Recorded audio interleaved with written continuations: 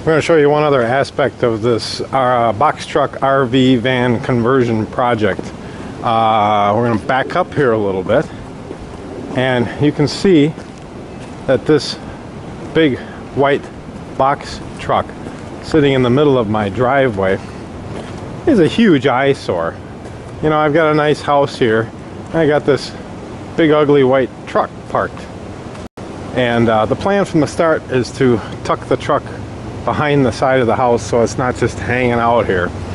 And Crystal is getting a little bit, I don't want to say upset, but she's like, get that big white ugly thing out of the driveway. Well, this is nothing new, you know, I kind of figured this from the start.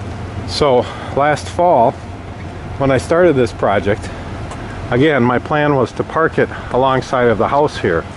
There's not a whole lot of room to park it, and you can see the land drops off pretty quickly here.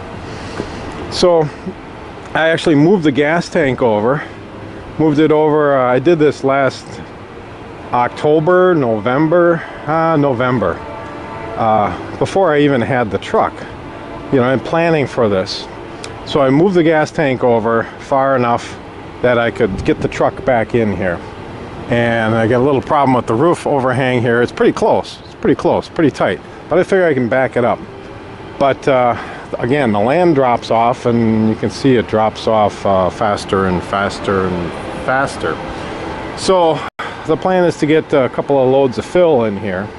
I had stone along the side of the house here, and I raked a lot of this stone back, and I've got some railroad ties here that I've already cut for some steps. The plan is to do a little retaining wall here, and to backfill here, and to put some gravel here in a spot that's big enough that I can back the truck in far enough so it's not sitting in the driveway. I've got some other steps that I've made many years ago out of railroad ties over here, and there's another set of steps over here.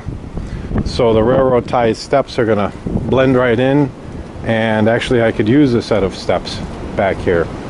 Steps to get down over to the wood boiler that I use to heat the house. So this doesn't have a whole lot to do with the RV, but I guess if you're thinking of buying an RV, you also better think about where you're gonna park it. So that's that.